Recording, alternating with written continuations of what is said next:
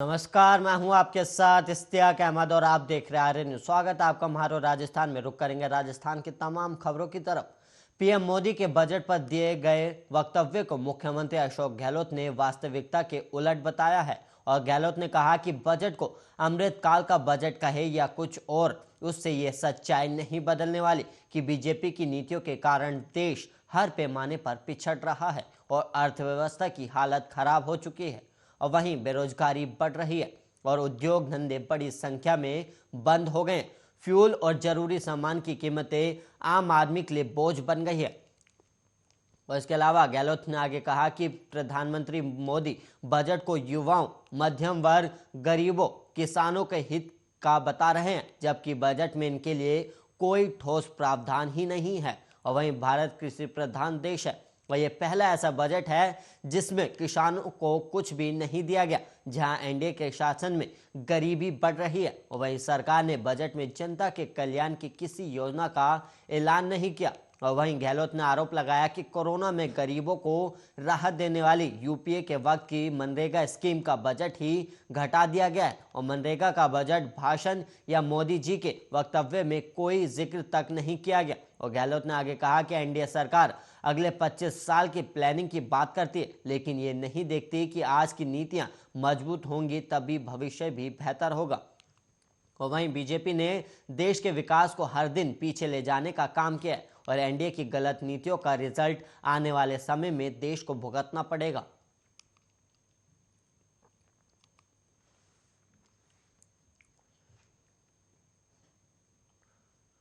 और वहीं अगली खबर अब रीट परीक्षा को लेकर है, जहां पर विवादों में घिरी रीट 2021 को लेकर 8 फरवरी को हाईकोर्ट में सुनवाई करेगा। और वहीं याचिकाकर्ता ने रीट पर रोक लगाने की मांग की है और उधर राजस्थान सरकार ने 32,000 शिक्षकों की भर्ती के लिए 9 फरवरी तक आवेदन मांगे हैं। और पेपर लीक में एसओजी जांच, भर्ती प्रक्रिया और अदालत में सुनवाई के बीच शिक्षक की नौकरी का सपना देख रहे लाखों युवा अब परेशान हैं और रीट के रद्द होने या फिर भर्ती लटकने की आशंका है। दरअसल रीट भर्ती परीक्षा को रद्द कर सीबीआई जांच की मांग को लेकर याचिकाकर्ता भागचंद शर्मा राजस्थान हाई कोर्ट की जयपुर बेंच पहुंचे हैं और अलग अलग मांग को लेकर इस सिलसिले में अब तक 3 याचिकाएं दायर हो चुकी हैं और जस्टिस महेंद्र गोयल की खंडपीठ अब 8 फरवरी को इन सभी पर एक साथ सुनवाई करेगा। और वहीं भागचंद ने कहा कि एसओजी ने रीट पेपर लीक माना है और इसके बाद सरकार ने माध्यमिक शिक्षा बोर्ड के अध्यक्ष डीपी जरोली समेत आला अधिकारियों को बर्खास्त किया और ऐसे में भर्ती परीक्षा भी रद्द की जानी चाहिए और साथ ही इस पूरे मामले की सीबीआई से जांच होनी चाहिए, तभी प्रदेश के लाखों अभ्यर्थियों को न्याय मिल सकेगा।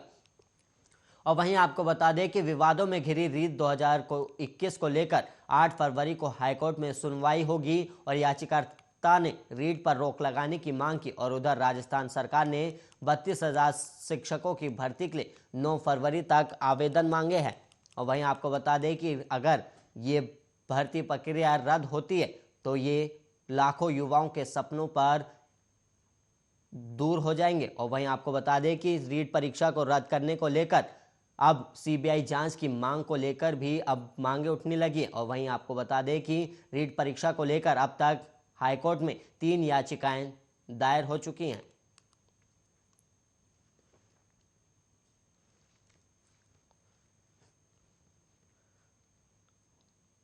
वहीं प्रदेश में 1 फरवरी से कोरोना वैक्सीन की दोनों डोज अनिवार्य करने और बिना वैक्सीनेशन वालों पर पाबंदियां बढ़ाने से सरकार ने हाथ पीछे खींच लिए और वैक्सीन नहीं लगवाने वालों पर गहलोत सरकार फिलहाल सख्ती नहीं करेगी और बिना वैक्सीन वालों के सार्वजनिक स्थानों, बाजारों में एंट्री रोकने के लिए अलग से गाइडलाइन जारी नहीं होगी। और वहीं पहले मुख्यमंत्री ने 31 जनवरी तक वैक्सीन के दोनों डोज नहीं लगाने वालों के लिए सख्त प्रावधान करने की बात कही थी। और वहीं सचिवालय सहित प्रमुख सरकारी दफ्तरों में केवल उन्हीं लोगों की एंट्री देने का प्रावधान है जिन्होंने वैक्सीन की दोनों डोज लगा ली हो और इसके अलावा फिलहाल नई पाबंदियां नहीं लगेंगी। और वहीं सीएम गहलोत कई बार 1 फरवरी के बाद सख्ती बरतने की बात कह चुके हैं और अब पाबंदियों की जगह वैक्सीनेशन बढ़ाने का तर्क दिया जा रहा है। और वहीं स्वास्थ्य मंत्री बोले कि नई गाइडलाइन की जरूरत ही नहीं है। और वहीं स्वास्थ्य मंत्री प्रसादी लाल मीणा ने कहा कि सीएम ने सबसे वैक्सीन लगवाने की अपील की थी और उसका असर भी हुआ है। और पहली डोज 96% लोगों को लग चुकी है और 80% से ज़्यादा लोगों को सेकंड डोज भी लग चुके हैं और 14 जिले 100% वैक्सीनेशन भी कर चुके हैं। जो रह गए उन्हें भी जल्द कवर कर लिया जाएगा और राजस्थान अब कोरोना से सेफ है। और वहीं पाबंदियों की गाइडलाइन के सवाल पर प्रसादी लाल मीणा ने कहा कि नई पाबंदियों की आवश्यकता नहीं है। वहीं संतोषजनक ढंग से वैक्सीनेशन हो गया है और अब तो बूस्टर डोज भी लगाने शुरू हो चुके हैं और अभी हालत स्थिर है और यही वजह है कि अब नई गाइडलाइन की आवश्यकता नहीं है। और वहीं आपको बता दें कि 2 महीने में रिकॉर्ड वैक्सीनेशन हुआ और आगे और सुधार होगा।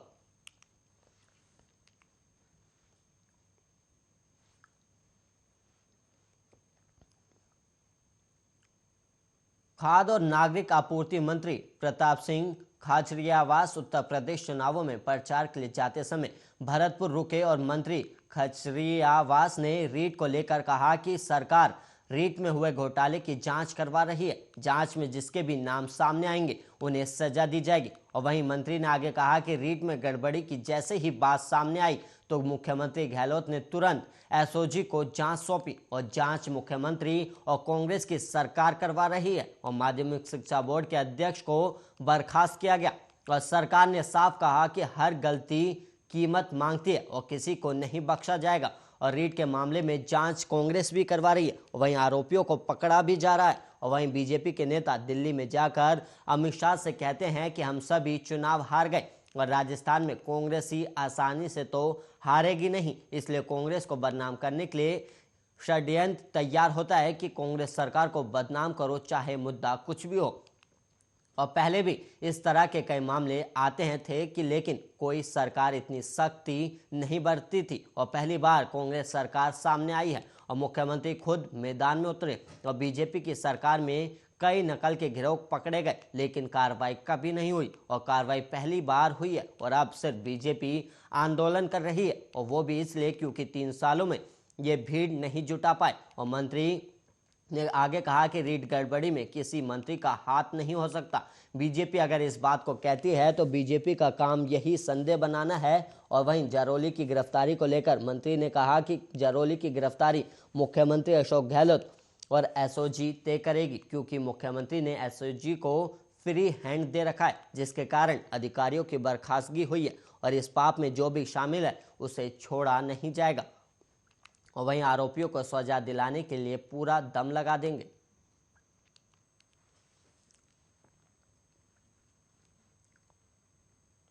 और वहीं बात की जाए राजस्थान में कोरोना की स्थिति की तो राजस्थान में पिछले 24 घंटे के दौरान कोरोना के 8,428 नए मामले सामने आए और वहीं बस 22 लोगों की मौत हो गई। और वहीं राहत की बात यह रही कि 12,839 मरीज ठीक भी हो गए लेकिन कोरोना से मौत के आंकड़ों में इजाफा हो रहा है। और मेडिकल हेल्थ डिपार्टमेंट की रिपोर्ट देखें तो पिछले 24 घंटे में जयपुर में 5 मरीजों ने दम तोड़ दिया और वहीं भरतपुर में 3 और गंगानगर, झुंझुनू, राजसमंद में 2-2 और उदयपुर, सीकर, कोटा, जोधपुर, दौसा, भीलवाड़ा, अजमेर और अलवर में 1-1 मरीज की मौत हो गई। और अब प्रदेश में 58,603 एक्टिव केस हैं और कोरोना के केस जोधपुर में 599, गंगानगर में 509, उदयपुर में 433, अलवर में 390, अजमेर में 380, डूंगरपुर में 375 और राजसमंद में 328 मरीज मिले हैं। और पिछले 5 दिनों से सक्रिय मामले घटने के बावजूद राज्य में 20 से ज़्यादा मौतें हुई हैं। लगातार 8वें दिन राज्य में प्रतिदिन 20 से अधिक लोगों की मौत कोरोना से हुई और राज्य ने 8 दिनों में करीब 173 मौतों की सूचना दी जो जनवरी में हुई मौतों का 56% था। और इससे पता चलता है कि जनवरी की अधिकांश मौतें महीने के आखिरी 8 दिनों में हुई है। और राज्य में बुधवार को टेस्ट पॉजिटिविटी रेट में 3% का उछाल आया और 1 फरवरी को राज्य में पॉजिटिविटी रेट 11% थी जो बढ़कर 14% पर पहुंच गई। और राज्य में 58,880 लोगों के सैंपल की जांच की गई जिसमें 8,428 पॉजिटिव केस सामने आए।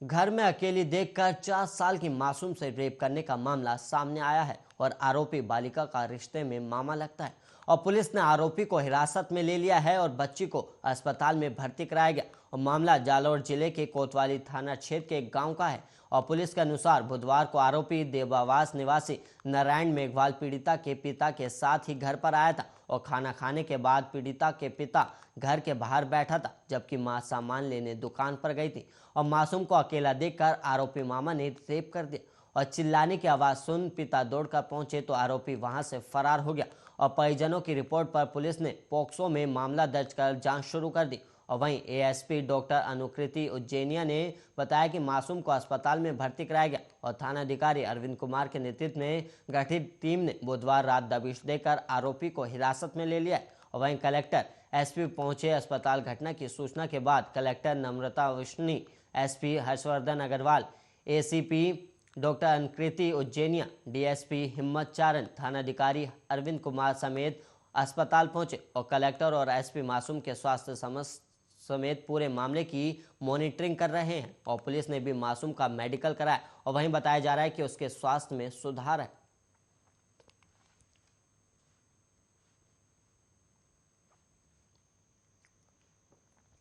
और वहीं कोचिंग फैकल्टी से को हनी ट्रैप में फंसाकर ब्लैकमेल करने वाली गैंग ने कई खुलासे किए और वहीं तलाकशुदा युवती जल्द पैसा कमाना चाहती थी और वहीं प्रेमी को युवती के कोचिंग फैकल्टी से जान पहचान होने का पता चला तो उसने प्लान बनाया और पूछताछ में युवती ने बताया कि वो ब्यूटी पार्लर का काम करती है और वहीं प्रेमी अमन के कहने पर ही गैंग से जुड़ी और पिछले 1.5 महीने से कोचिंग फैकल्टी को जानती थी और युवती और कोचिंग फैकल्टी के बीच जान पहचान की बात पता चलने पर प्रेमी अमन ने ब्लैकमेलिंग का प्लान बनाया और अमन ने युवती को पैसों का लालच देकर कोचिंग फैकल्टी को झांसे में लेने के लिए तैयार किया था और उसने ही फोन कर कोचिंग फैकल्टी को मिलने बुलाया और वहीं प्रेमी और साथी दूसरी गाड़ी में पीछे पीछे आते रहे और फ्लैट में चाकू की नोक पर कोचिंग फैकल्टी के कपड़े उतरवाकर अश्लील फोटो वीडियो बनाया गया था और रेप केस में फंसाने की धमकी देकर 10 लाख रुपए की डिमांड की गई थी और जांच में सामने आया कि युवती ज्योति 10वीं तक पढ़ी है और 5 साल पहले उसकी शादी हुई थी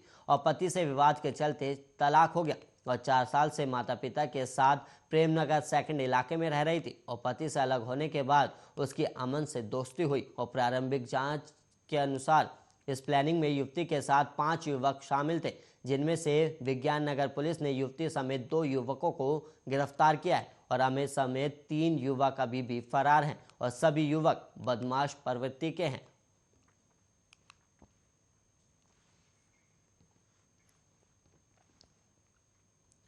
और वहीं 2 दिन से लापता 9 साल के बच्चे का शव सुबह कुएं में मिला है और पुलिस लगातार उसकी तलाश कर रही थी और बच्चा आखिरकार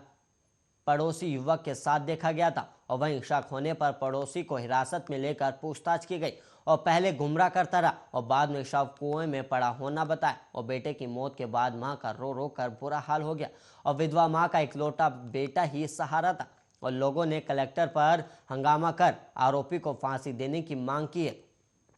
वहीं आपको बता दें कि चित्तौड़गढ़ के कोतवाली थानाधिकारी तुलसीराम ने बताया कि 2 दिन पहले चामटी खेड़ा के रहने वाले 9 साल का बच्चा आलोक उर्फ डुग्गू अपने घर से गायब हो गया था और बच्चे की तलाश करते हुए सड़क किनारे एक मकान में लगे सीसीटीवी फुटेज देखे गए और फुटेज में बच्चा अपने पड़ोसी 35 साल के सलमान के साथ बाइक पर जाता दिखाई दिया गया और वहीं पड़ोसी वापस लौटा तो बच्चा साथ में नहीं था और शक होने पर बुधवार रात को हिरासत में लेकर पूछताछ की गई और उसने बताया कि बच्चे का शव खेड़ा के एक ओपन वेल कुएं में पड़ा है और पड़ोसी की निशानदेही पर मौके पर जाकर देखा और वहीं सिविल डिफेंस की मदद से शव को बाहर निकाला गया और शव को अस्पताल की मोर्चरी में रखवाया गया और प्रारंभिक बयान में पड़ोसी ने बताया कि 1 फरवरी को आलोक के साथ कुएं पर कबूतर लेने गया था और बच्चे को बार बार कुएं से दूर रहने के लिए कहा गया था, लेकिन वो नहीं माना और पैर फिसलने से कुएं में गिर गया और डर के कारण वो भागकर घर आ गया और वहीं आलोक की मां का कहना है कि बेटे को तैरना भी आता था, वो नदी में भी जाकर तैरता था और पुलिस को सलमान के बयानों पर शक है और उसे रिमांड में लेकर पूछताछ की जाएगी।